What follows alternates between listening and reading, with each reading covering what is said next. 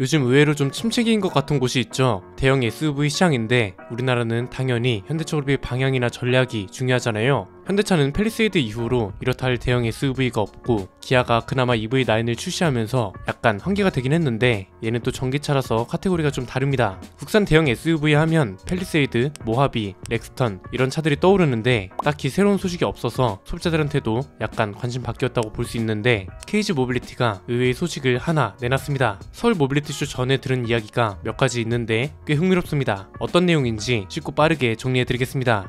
What's there to hold in the light of this moon?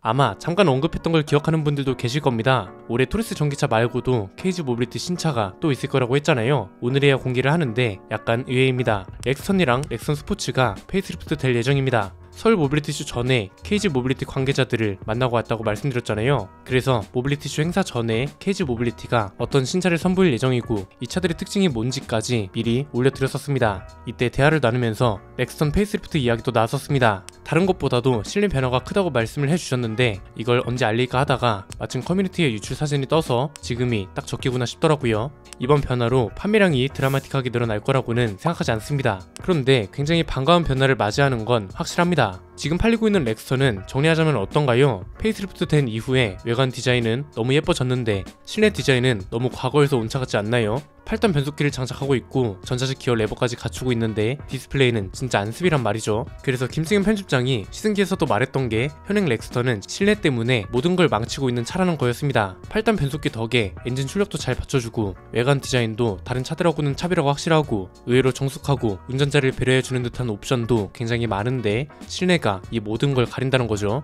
그런데 유출 사진을 한번 볼까요? 와, 이제야 좀 요즘 나오는 차 같지 않나요? 가장 문제였던 디스플레이가 드디어 새로운 형태로 바뀌었습니다. 아마 토레스에 들어가는 거랑 똑같은 게 아닌가 싶습니다. 토레스 디스플레이도 크기가 꽤 커서 렉선에서 보기에도 부족하지 않을 겁니다. 그리고 디스플레이가 바뀌면서 구식 같던 송풍구 디자인도 싹 바뀌고 또 하나 주목할 건 공조장치 버튼입니다. 토레스의 단점 중 하나가 공조장치를 조작할 때마다 센터 디스플레이 화면까지 공조장치 메뉴로 바뀌는 거잖아요. 이건 다른 모델들도 마찬가지고요. 공조장치 디스플레이 위치도 너무 아래에 있어서 불편하기까지 한데 렉스턴은 센터 패시아에 공조장치 표시 디스플레이를 넣고 버튼도 간결하게 정리되어 있는 걸 볼 수 있습니다. 이건 나와봐야 알겠지만 요즘 나오는 BM이랑 기아처럼 터치식인 것 같죠? 이게 햅틱 반응만 좋으면 직관적인 맛도 있고 비상등은 물리 버튼으로 확실하게 남겨둔 거, 이건 진짜 잘한 것 같습니다. 그리고 변속 레버는 현행 렉스턴에 들어가는 전자식 레버인 걸 확인할 수 있고 계기판 디스플레이도 기존에 쓰던 걸 그대로 쓰는 걸로 보입니다. 자, 이렇게 되면 렉스턴한테 기대할 수 있는 게 굉장히 많아집니다. 약간 장기적으로도 볼 필요가 있는데요. 이번에 페이스리프트 되는 차 그리고 세대교체 모델까지 역할이 굉장히 중요합니다. 크게 세 가지인데 첫 번째는 KG 모빌리티의 위상을 높일 수 있는 차가 렉스턴밖에 없다는 겁니다. 여기서 말하는 위상은 거창한 게 아닙니다. 예를 들어서 지금 팔리고 있는 렉선의 가격이 4천에서 5천만원대예요. 이건 무슨 말이냐면 KG 모빌리티의 가격 한계가 5천만원대라는 거죠. 이걸 높일 필요가 있다는 겁니다. 렉선도 6천만원, 7천만원 이렇게 비싸게 팔 수 있는 차가 되어야 한다는 건데 여기서 중요한 건 가격만 무조건 올리라는 게 아니라 렉선의 가치가 그만큼 올라야 한다는 겁니다. 왜냐면 KG 모빌리티의 플래그십 모델이잖아요. 얘가 가격 상한선을 올려줘야 그 아래에 있는 차들이 더 자유로워지는 겁니다. 이건 당연한 거죠.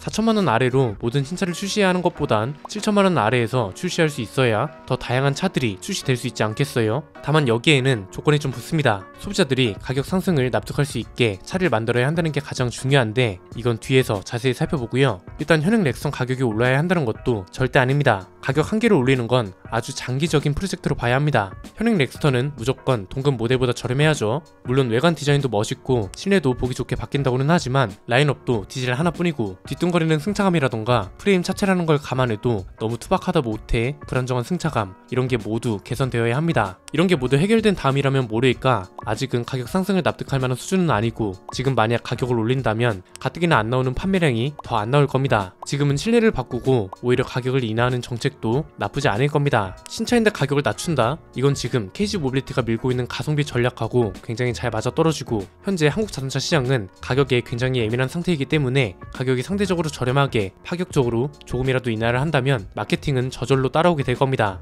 조금 올려서 판매량을 더 떨어뜨리느니 차라리 조금 낮춰서 판매량을 확 끌어올리고 그리고 영업이익까지 성장시키는 게 좋지 않을까요? 두 번째는 방금 소비자들이 가격 상승을 납득할 수 있게 만드는 게 가장 중요하다고 말씀드렸잖아요. 이걸 어떻게 설명하면 좋을까 생각해봤는데 그랜저를 참고하면 좋겠다는 결론이 나왔습니다. 그랜저가 풀체인지 되면서 좋은 점과 나쁜 점을 모두 보여준 사례라고 보거든요. 일단 좋은 점부터 보면 우리나라 소비자들이 고급스러운 차를 정말 많이 산다는 걸 가장 잘 활용하고 있다는 겁니다. 그랜저가 디자인 호불호가 좀 있긴 하지만 이전 세대보다 차체도 훨씬 커지고 호화스러운 옵션도 훨씬 많이 들어간 건 맞습니다. 그래서 가격이 그렇게 올랐는데도 여전히 판매량 1위를 달리고 있는 거죠. 여기서 알 수 있는 건 뭐냐면 KG 모빌리티도 이런 차를 잘 만들면 충분히 승산이 있다는 겁니다. 토레스랑 KR10 같은 차들은 판매량이 많이 나와서 점유율을 올려줘야 하는 거고 판매량이 많을수록 영업이익도 끌어올려주는 대중적인 차인 거고요. 렉선 같은 차는 물론 지금보다 판매량이 많이 나야 하는 것도 맞지만 판매량보다는 대당 마진을 조금 높게 잡아서 이게 영업이익에 도움이 되는 차로 밀고 가야 한다는 겁니다. 이건 특별한 전략이 아닙니다. 원래 플래그십 모델들이 다 그렇죠. 그래서 페이스리프트 다음으로 나올 세대교체 모델은 지금보다 승차감이 훨씬 좋아야 하는 건 물론이고 소재나 옵션 같은 것도 새로운 차원으로 만들어서 가격이 올라가도 납득할 수 있게 만드는 게 중요하다는 겁니다. 한마디로 그 시절 체어맨급 위상을 되살린다는 생각으로 만들어야 한다는 거죠.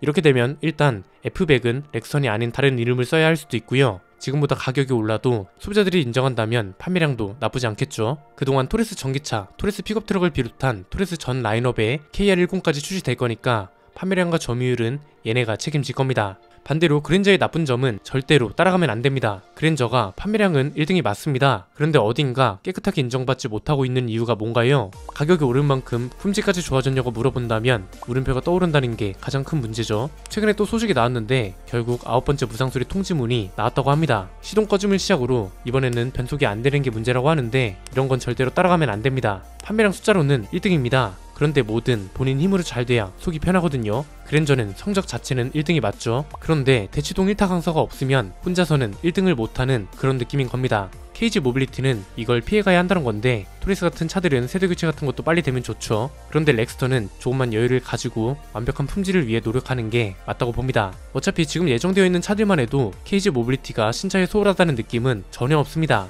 신차 규대 효과는 다른 차종들한테 잠시 넘겨두고 렉스턴은 진짜 시간과 여유 그리고 품질로 승부를 보자고요. 1세대 렉선보다도 오히려 세대교체 모델은 체어맨을 계승한다는 파격적인 마케팅으로 가보는 것도 나쁘지 않을 것 같습니다. 어차피 SUV만 만들 거라면 체어맨을 계승한다고 하면서 그 시절 체어맨만큼 고급스럽고 혁신적인 차를 만드는 거죠. 진짜 그랜드 체로키 L처럼 디자인도 확실하게 동시에 크기는 확 키운다거나 기본 모델은 가격을 저렴하게 두면서 옵션을 대폭 늘려버리면 가성비 타이틀도 잡고 고급화 타이틀도 잡을 수 있을 겁니다. 플래그십 모델인 만큼 활용할 수 있는 전략이 많다는 게 중요하고요. 세 번째는 KG 모빌리티가 렉선을 이런 전략으로 성공시키면 르상슈의 연합이 더욱 완벽해진다는 것도 포인트입니다. 요즘 르상슈 이야기를 하면서 계속 강조했던 게 이제는 전략이 완전히 달라지고 있다는 거였죠. 현대차를 브랜드 하나가 전방위로 수비하는 게 아니라 모델별로 수비를 한다는 게 가장 큰 변화입니다. 소형 SUV는 트랙스, 중형 SUV는 토레스 이런 식으로요. 이제 렉스턴까지 완벽하게 나와주면 SUV 시장은 르상슈가 완벽하게 방어를 하게 되는 겁니다. 내년에 준대형 SUV는 르노코리아가 대반격을 예고했잖아요.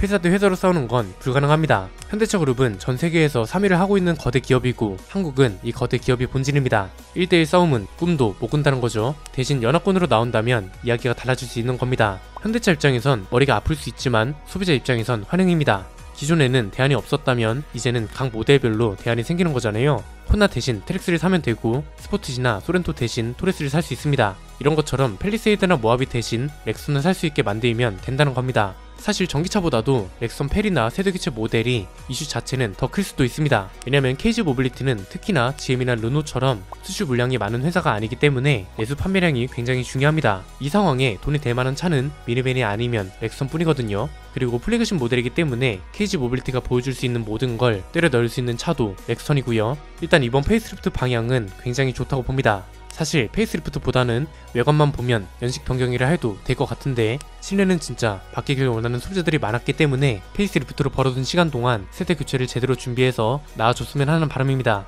오늘 내용은 여기까지입니다. 내용이 유익하셨다면 구독과 좋아요 알림 설정 부탁드립니다. 지금까지 저는 안피디였습니다. 감사합니다.